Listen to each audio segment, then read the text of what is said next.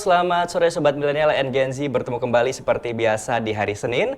Bersama saya Gilang Padutanaya di program POV Times, di mana kita akan membahas isu yang sedang ramai diperbincangkan dan bagaimanakah sikap maupun POV pandangan dari redaksi IDN Times bersama Editor-in-Chief redaksi IDN Times, Mbak Uni Lubis. Selamat sore Mbak Uni. Sore Gilang, sore juga teman-teman Sobat Milenial and Gen Z. Semoga sehat selalu. Semangat, tinggal minggu terakhir ya, minggu terakhir dari bulan Ramadan. Semangat karena sudah tinggal seminggu, tapi sebetulnya saya nggak tahu kalau kamu Gilang dan teman-teman. Saya merasa sedih juga ya, karena ya udah tiba-tiba kok udah minggu terakhir dan kita selalu bertanya-tanya apakah kita akan diberikan kesehatan, usia, rezeki untuk bisa berjumpa kembali di bulan Ramadan tahun depan. Mudah-mudahan semuanya seperti itu ya. Jadi kita kangen gitu. Kangen vibes-nya Ramadan, semoga bisa dipertemukan kembali di Ramadan berikutnya. Mbak Uni, tentunya banyak minggu sebelumnya yang ramai isunya. Nah, salah satunya adalah mengenai pengesahan RUU TNI yang akhirnya menjadi Undang-Undang TNI. Banyak beberapa pasal menjadi kontroversial, bahkan kemarin di beberapa daerah melakukan aksinya. Kalau melihat dari RUU menjadi undang-undang, sebenarnya dampaknya ketika sudah menjadi undang-undang akan seperti apa, Mbak? Ya, saya rasa ini sebuah rancangan undang-undang yang proses pembahasannya dikebut ya, masuk prolegnas 18 Februari 2025, kemudian saya rasa kurang dari 2 bulan ini sudah disahkan ya. Nah, jadi ini memang istimewa, jalurnya jalur cepat ya, bahkan sampai dibahas di akhir pekan ya, di sebuah hotel mewah yang dikepung dengan pengamanan dari kendaraan taktis ya, dari TNI, Koopsus. Lalu kemarin juga ketika proses sidang paripurnanya juga karena banyak unjuk rasa ya yang disampaikan atau dilakukan oleh masyarakat yang merasa keberatan dan sangat-sangat khawatir bahwa hasil dari revisi Undang-Undang TNI nomor 34 tahun 2004 ini akan mengembalikan dui fungsi ABRI, mengembalikan seperti posisi di era Orde Baru, maka mereka menyuarakan kekhawatiran dan penolakannya. Dan ada bentrok ya, termasuk bentrok antara aparat dengan demonstran, termasuk dengan teman-teman mahasiswa dan penggiat sipil, dan lagi-lagi dari berbagai video yang beredar dan juga hasil dari liputan tim IDN Times itu menunjukkan bahwa nampaknya aparat ini belum bisa melakukan pengamanan dengan tanpa upaya kekerasan. Padahal kemarin diperkirakan jumlah pengunjuk rasanya itu sekitar 2.000-an. Kalau dari data yang disampaikan, aparat itu mungkin pengerahannya 5.000-an. Sehingga seharusnya nggak gampang panik ya, karena jumlahnya lebih besar daripada yang mendemo. Itu kalau nggak gampang panik dan rekrutnya bagus, harusnya mereka tidak melakukan kekerasan. Apalagi digebuk-gebuk apa segala macam ya, dan salah satu yang mengalami intimidasi itu adalah jurnalis IDN Times yang sedang merekam kelakuan dari aparat yang sedang mengejar-ngejar demonstran, direkam, lalu jurnalis IDN Times ini diintimidasi.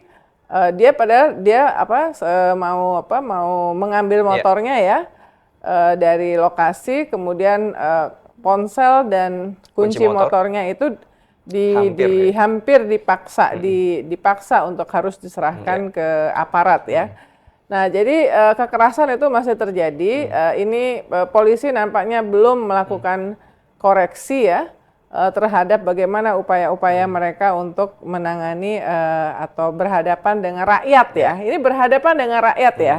Jadi polisi, TNI itu hidupnya itu disupport oleh pajak rakyat ya. Seperti tadi minggu yang lalu kita katakan, bahkan TNI itu pengadaan celana dalamnya aja masih pakai duit rakyat gitu. Sehingga bagaimana kok berhadapan dengan rakyat yang notabene membiayai operasional mereka, itu seperti kayak bukan berhadapan dengan rakyat ya. Jadi dan kritik juga mesti kita sampaikan kepada DPR RI. Mereka itu adalah wakil rakyat, juga gajinya dan semua fasilitas dan benefitnya dibayar oleh rakyat, tetapi mereka hanya ingat rakyat pada saat kampanye, tapi pada saat memutuskan hal-hal yang berhubungan dengan kepentingan publik dan rakyat yang diwakilinya, mereka apa pernah berkonsultasi dengan rakyat, termasuk dengan RUU TNI. Mereka kan wakil rakyat, jadi semua rancangan undang-undang, keputusan publik yang di mana mereka terlibat di DPR, apakah pernah misalnya dibicarakan dengan konstituennya, dengan rakyatnya? Apalagi untuk sebuah rancangan undang-undang yang prosesnya dikebut sampai kurang dari 2 bulan ya, seperti ini.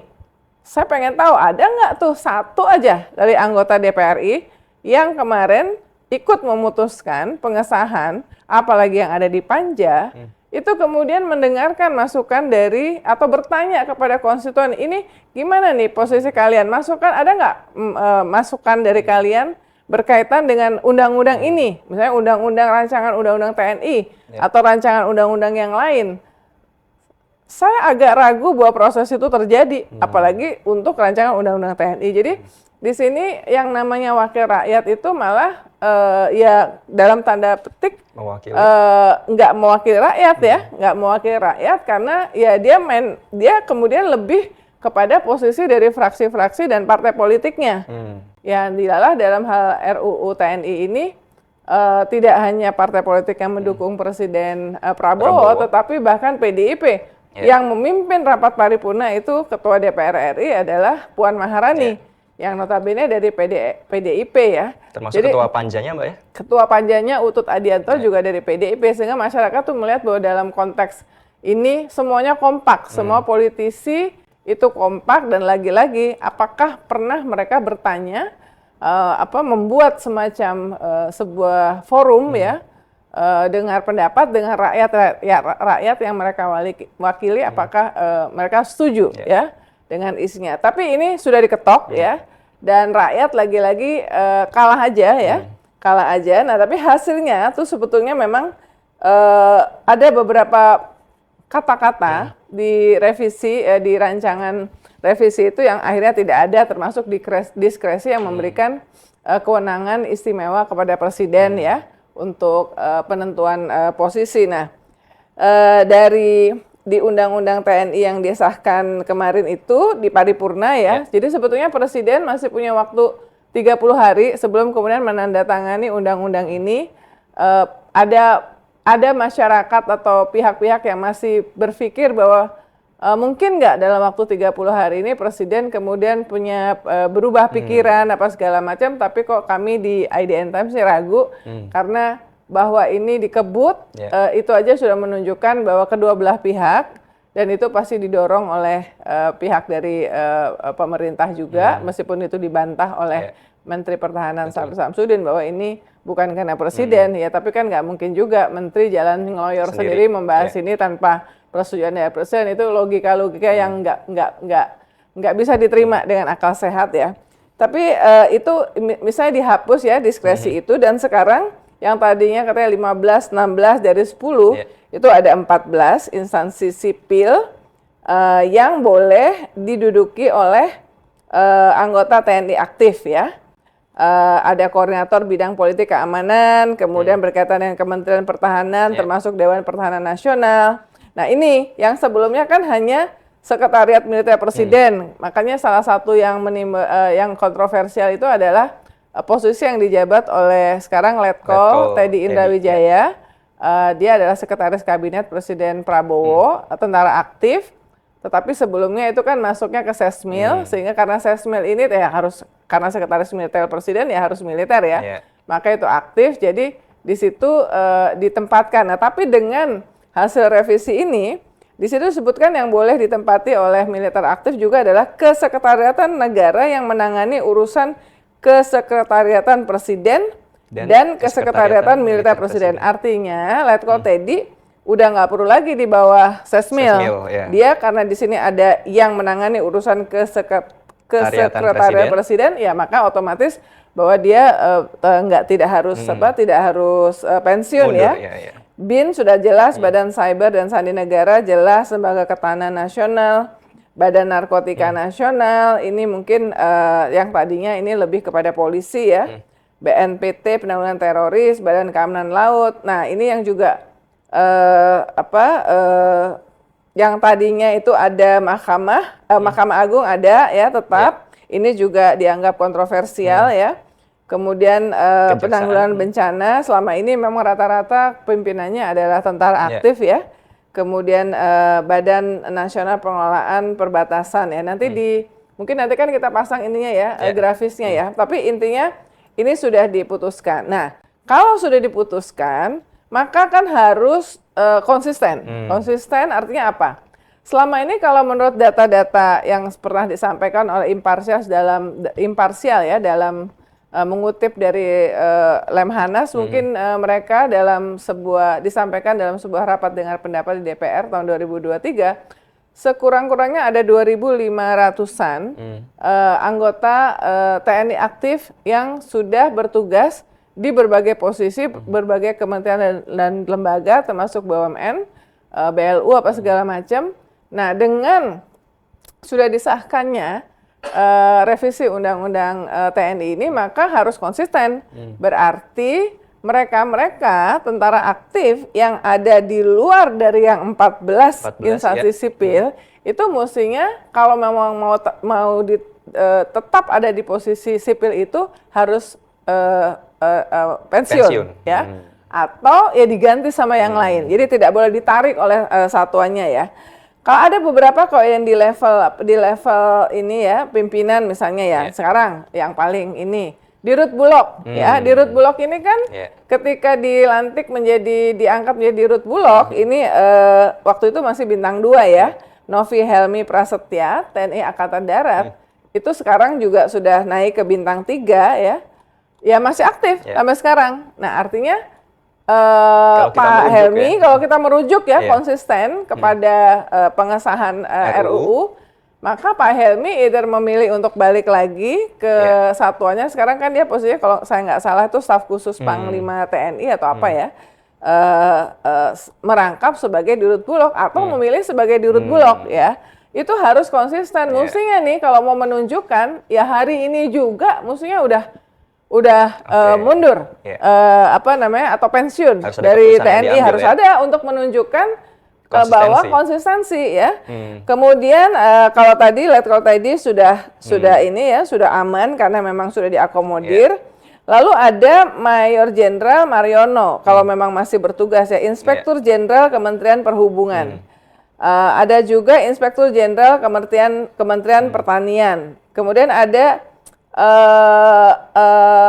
yang dari Angkatan Laut ada Laksamana Pertama Ian Heriawan itu di Badan Penyelenggara Haji ya. Ini belum purnawirawan ya. Yang purnawirawan itu lebih banyak lagi ya. Termasuk di Komisaris BUMN tuh banyak banget purnawirawan, mantan Kasal, mantan ini, mantan itu ya.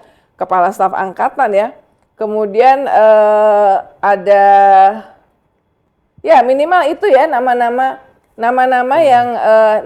yang di level lumayan elit yang masih aktif dan menduduki posisi-posisi sipil. Belum lagi nanti yang tersebar kemana-mana seperti data yang sempat dibahas sekitar 2.500-an. Nah ini harus ditunjukkan bahwa ini dijalankan dengan serius. Tapi gini, kita berharap ya, karena apa? Karena yang sangat mengkhawatirkan itu pertama selain apakah memang perlu posisi sipil itu diduduki oleh militer, seolah-olah bahwa posisi orang sipil itu tidak kapabel ya untuk posisi tersebut karena tidak ada jaminan juga bahwa kalau posisi itu diduduki oleh militer itu lebih bagus. Maka sebetulnya yang harus terjadi adalah termasuk di 14 posisi itu adalah kesempatan untuk seleksi yang fair ya, fair dan transparan, akuntabel sehingga memang apakah itu militer atau sipil itu benar-benar bisa menduduki. Kan sekarang tuh yang dikhawatirkan beredarlah informasi bahwa ada sekian ratus kolonel bintang 1 yang disiapkan untuk ditempatkan di berbagai posisi-posisi sipil. Bahkan kalau di era Orde Baru sebelum reformasi itu kan bupati, wali kota, kepala daerah itu ya diisi oleh militer atau polisi yang aktif ya. Nah, ini yang step-step, jadi dianggap bahwa revisi ini adalah pintu masuk untuk kembali seperti situasi di era Orde Baru. Nah, ini yang harus dibuktikan oleh Presiden Prabowo dan semua politisi apakah ini benar atau tidak. Nah, ini rakyat ini menunggu ya. Karena apa? Ini ya sorry to say ya, kayak PDIP ya. PDIP itu kalau nggak ada reformasi itu nggak ada PDIP. Partai ini kan berdiri tahun 99, reformasi itu Mei 98 ya. Jadi Puan itu nggak akan bisa jadi ketua DPR periode kedua, Bu Mega nggak akan bisa menjadi presiden, wakil presiden sebelumnya. Banyak juga tokoh-tokoh, misalnya Cak Muhaimin Iskandar ya. Partai-partai ini kan banyak partai di luar dari yang Golkar, kemudian P3 dan PDI, belum Perjuangan. Itu kan baru bisa berdiri itu sesudah era reformasi. Sebelumnya itu cuma 3 partai, yang 2 ini cuma ya kayak pelengkap penderita, sorry ya. Karena memang Golkar sangat menguasai. Dulu kan Soeharto itu kan ditopang oleh 3 jalur ABG, ABRI, birokrasi, dan Golkar ya. Nah, tapi reformasi yang diperjuangkan dengan berdarah-darah oleh rakyat Indonesia, dan salah satu hasilnya itu adalah militer kembali ke barak, itu mendatangkan suasana demokrasi sehingga partai-partai ini bisa berdiri. Dan bapak-bapak dan ibu-ibu sekalian yang sekarang menikmati gaji besar, duduk, treatment VIP, itu adalah karena hasil dari reformasi. Jadi jangan mengkhianati semangat reformasi itu sendiri ya. Tapi sedih juga ya, karena rakyat di bawah itu kelihatannya mungkin asal dikasih bansos apa segala macam itu mungkin udah nggak terlalu, mereka sudah dengan kesulitan hidupnya sendiri ya, sehingga kepedulian terhadap nilai-nilai reformasi ini mungkin sudah mulai pudar. Dan mungkin kita bisa dikatakan, kita diskusi berkali-kali, nampaknya reformasi itu udah mati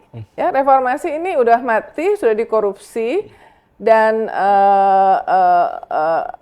pengesahan RUU TNI menjadi undang-undang ini mungkin adalah bukti kesekian bahwa ya situasi reformasi itu udah nggak ada gitu. Nanti ini yang kita perhatikan dari proses pengesahan yang kemudian wah itu luar biasa kan, sampai dikepung, wah banyak sekali, udah kayak mau perang aja. Padahal yang dihadapin oleh rakyat ya, yang dihadapin itu adalah rakyat sendiri yang membayar. Dan kalian yang di DPR itu adalah wakil kami, tapi cara menghadapinya adalah seperti bukan berhadapan dengan rakyat, kayak berhadapan dengan musuh, menggunakan pengerahan, pengamanan yang luar biasa. Itu mungkin untuk yang ini. Oke, itu isu yang ramai kemarin ya. Mbak Uni, selain tadi mengenai RUU menjadi undang-undang, ada juga yang ramai juga di media sosial, yakni mengenai child grooming. Ini sedang trending. Nah, kalau bisa dibilang child grooming ini adalah proses manipulasi dan eksploitasi emosional ya, untuk mendekati anak atau remaja yang bisa terjadi ini secara offline dan online. Jadi bisa dibilang PDKT ini tuh mulus gitu, tapi ternyata ujung-ujungnya adalah berindikasi ke kekerasan seksual gitu. Nah, melihat ini seperti apa, Mbak? Nah, ini kenapa kita ini jarang-jarang ya POV ini membahas yang non politik, non ekonomi. Tapi menurut kita di editorial ini penting, isu yang penting dan a reminder, strong reminder ya, pengingat kuat. Meskipun kejadiannya itu terjadi di dunia hiburan film, terutama entertainment di Korea Selatan. Tetapi kan kita di Indonesia ini banyak yang tak expose dengan drama Korea. Dan ini menyangkut nama aktor termahal ya. Mungkin di sini banyak yang nonton yang terakhir itu yang bikin dia ngetop banget sampai fan meeting di mana-mana itu Kim So Hyun ya. Queen of Tears ya. Dan sebelumnya ada filmnya It's Okay Not to Be Okay yang tentang mental health juga. Nah, Kim So Hyun ini disebutkan ya bahwa dia berhubungan, dia melakukan child grooming ya terhadap aktris Kim Sae-ron yang beberapa waktu yang lalu meninggal ya, meninggal dunia, dan disebutkan oleh keluarganya meninggal dunia karena tekanan yang berat berkaitan dengan termasuk tagihan pembayaran hutang dan tekanan dari publik ketika dia melakukan driving under influence ya. Jadi dia mengendarai mobil dalam kondisi mabuk gitu ya. Nah, tapi disebut-sebut bahwa Kim So Hyun ini punya hubungan spesial dengan aktris Kim Sae-ron ini ketika Kim Sae-ron masih berusia 15 tahun, ya. Sementara Kim So Hyun itu berusia 27 tahun. Nah, di tahun Mei 2020, undang-undang kekerasan seksual di Korea Selatan itu direvisi, dan salah satunya adalah menempatkan bahwa anak-anak kalau di bawah usia 16 tahun, kalau misalnya ada hubungan seksual atau apa segala macam, itu kategorinya udah masuk kekerasan seksual. Ya. Nah, sebetulnya kita kan juga punya undang-undang tindak pidana kekerasan seksual ya, dengan kriteria-kriteria yang 19 kriteria yang masuk ke kekerasan seksual. Nah, ini sebetulnya friendly reminder karena apa? Mungkin sama seperti di setiap negara termasuk di Indonesia, yang namanya kekerasan seksual itu yang muncul, yang dilaporkan atau muncul ke publik itu adalah puncak gunung es. Yeah.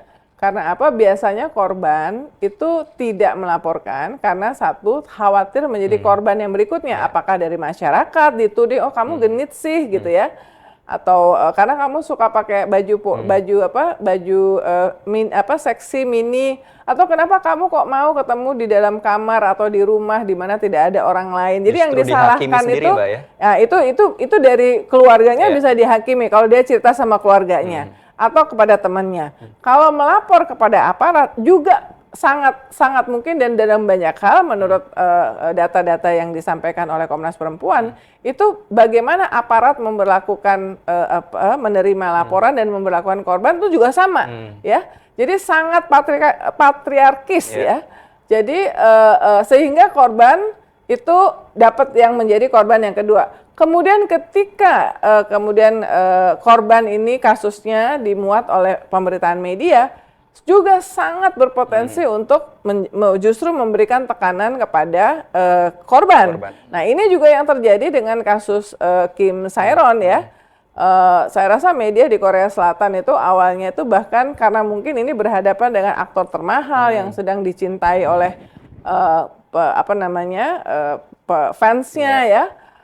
Media mainstream di Korea Selatan itu seperti menutup mata ya terhadap apa yang dialami bertahun-tahun oleh korban, dalam hal ini adalah Kim Sae-ron ya. Justru ada satu YouTuber ya yang sangat gencar untuk mengeluarkan bukti-bukti, dan Kim Sae-ron ini juga mendapatkan tekanan dan bullying ya, cyberbullying dari seorang YouTuber ya, yang diduga justru dia berkoalisi dengan pihak Kim So Hyun dan agensinya. Tapi itu silakan dibaca di IDN Times ya detailnya. Tapi ini adalah reminder betapa bahayanya child grooming ya, karena ada faktor relasi kuasa ya. Jadi kan berusia di bawah usia ya. Kalau di Indonesia Undang-Undang Perlindungan Anak tuh usianya kan sampai 18 tahun tuh masih anak ya. Betul. Artinya kalau misalnya apapun yang dilakukan, apalagi perempuan kepada laki-laki, itu selalu ada aspek relasi kuasa dari segi kekuatan fisik apa segala macam. Apalagi ini beda usia yang jauh 12 tahun. Kim Sae-ron disebut-sebut pada saat punya hubungan menurut keluarganya dan orang dekatnya itu usia 15 tahun. Sementara Kim So Hyun ini 27 tahun, sudah pasti itu ada unsur relasi kuasa. Aktris cilik ini, remaja ini tidak bisa menolak apapun yang ingin dilakukan oleh seniornya ini terhadap dirinya ya. Ada foto-foto yang beredar, mereka juga sangat dekat sampai di rumahnya ya. Karena bahayanya child grooming ini ya, ini adalah artikel IDN Times. Ini adalah cyber, termasuk nggak cuma langsung offline juga. Jadi offline, cuma lewat online. WhatsApp, lewat apa mungkin direct video message call, ya. Tapi kalau ini kan udah ketemu langsung. Bahkan kan si Kim Sae-ron ini bahkan terpaksa pindah ya dibujuk untuk pindah ke agensinya dan bekerja seperti budak, tidak digaji di agensi ini. Jadi ketemu langsung, bahkan mereka ya kalau pacarannya juga ketemu langsung ya.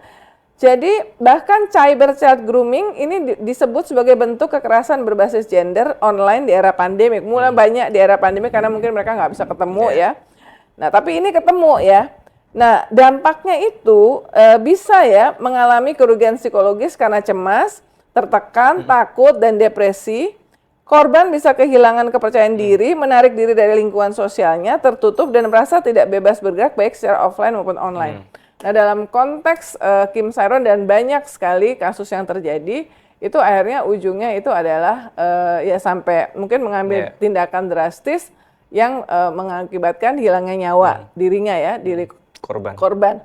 Nah ini kita di editorial tuh selalu melihat kalau ada sesuatu peristiwa yang melibatkan name make news kan, kita ada prinsip name make news ya, orang yang populer, apakah itu pejabat, apakah itu public figure, apalagi aktris, maka ini adalah kita gunakan sebagai momentum ya untuk mengingatkan bahayanya child grooming, ya, mengingatkan bahayanya child grooming, dan siapapun yang mengetahui bahwa ada temannya atau orang dekatnya yang menjadi korban dari child grooming, sebaiknya pertama melakukan pendekatan ya kepada yang bersangkutan, memastikan bahwa korban ini kondisinya jangan sampai menjadi korban ya, memberikan tawaran bantuan ya. Untuk terlepas dari proses child grooming itu, kalau perlu menghubungkan dengan ahlinya, ya ahlinya yang berkaitan dengan psikolog, kejiwaan, bahkan ke lembaga-lembaga yang bisa membantu untuk pemulihan kesehatan jiwa ya. Kan Menteri Kesehatan juga bilang kan bahwa 1 dari 10 warga negara Indonesia itu kena kesehatan jiwa ya, anxiety, kecemasan, depresi, apa segala macam, itu dialami bahkan mungkin oleh orang-orang dekat kita, tapi mereka menutup diri. Nah kita sebagai teman atau keluarga mesti lebih peka lah. Jadi kasus ini memang harus kita jadikan strong reminder betapa bahayanya child grooming ini. Mbak Uni, terima kasih banyak. Di episode kali ini kita bertemu kembali Sobat Milenial and Gen Z di POV Time selanjutnya di minggu depan ya. Saya Gilang Madutanaya beserta tim yang bertugas dan pemimpin redaksi IDN Times Mbak Uni Lubis pamit undur diri. Terima kasih dan selamat Lebaran Mbak Uni ya. Selamat Lebaran ya. Mungkin ada satu episode masih satu episode lagi ya. Masih ada satu episode lagi ya. Minggu depan berarti. Oke, terima kasih, sampai jumpa. Ya.